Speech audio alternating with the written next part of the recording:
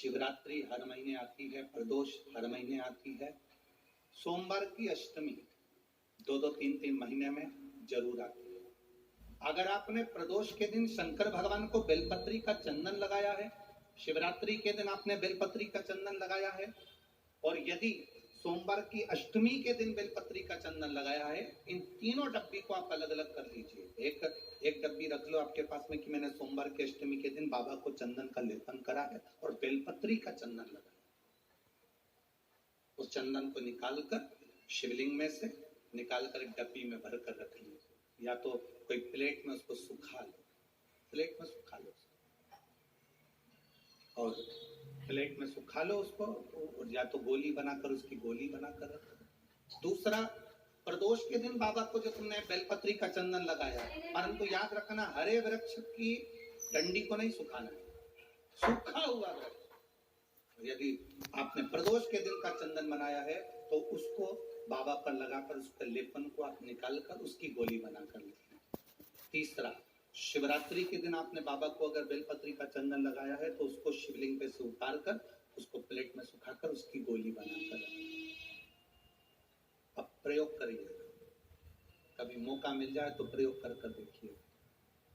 शरीर में कहीं पर भी गांठ पड़ गई हो और डॉक्टर कह रहा है कि इसका ऑपरेशन जरूरी है, तो प्रदोष के दिन जो आपने बाबा के ऊपर बेलपत्री की जड़ का जो चंदन का लेपन करा है, उसकी जो गोली बनाई है, उसको 15 दिन तक रोज एक गोली पानी से निगलना प्रारंभ करो। कुंदकेश्वर महादेव का नाम लेकर उस गोली को खाना प्रारंभ करिए। आपको 15 दिन के बाद डॉक्टर से जांच कराने के लिए जाइए, गठान धीरे धीरे गलना प्रारंभ हो गई है, गांठ धीरे धीरे गल रही है, उसका फल मिलता है। प्रदोष वाली बेलपत्र का चंदन का जो गोली तुमने बनाई उसका फल तुम्हें मिलेगा।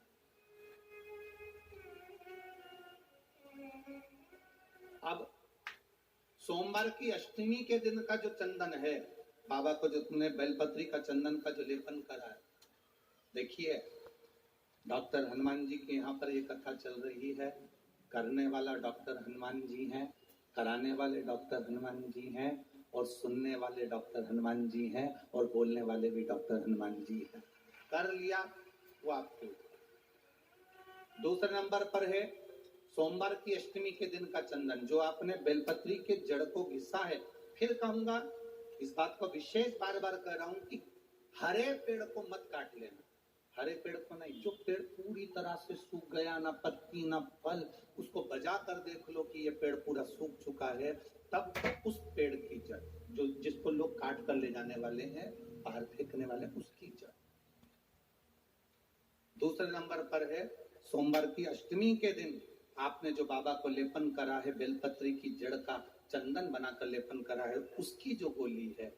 अगर बच्चा 8 साल का हो गया, 9 साल का हो गया, 10 साल का हो गया और वो गंदगी कर रहा है, बिस्तर पर गंदगी कर रहा है, सुसु कर रहा है, या अचानक उसको भय हो जाता है, या किसी न किसी तरह से उसको रोग हो जाता है, उस बच्चे को भी आप छोटी सी गोली हफ्ते में केवल एक बार, जो सोमवार की अष्टमी के दिन जो आपने चंदन का लेपन करा है, हफ्ते में एक बार उस गोली को बच्चे को पीस कर पानी के साथ देना प्रारंभ करो। आपको धीरे धीरे उस बच्चे में आनंद की अनुभूति हो जाएगी, गंदगी नहीं कर सकते।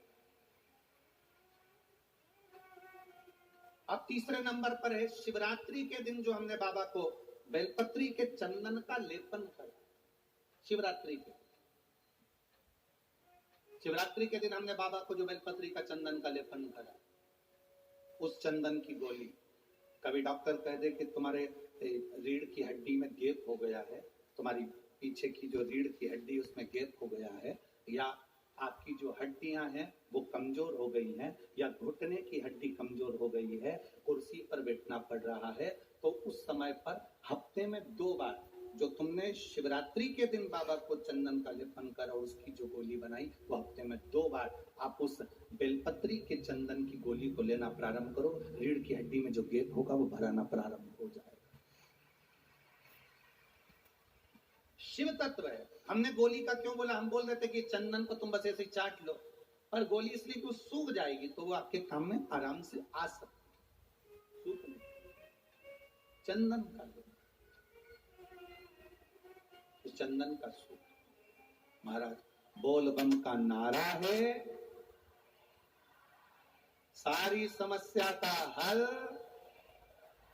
शिव की भक्ति हमारा एक, शंकर की एक भक्ति।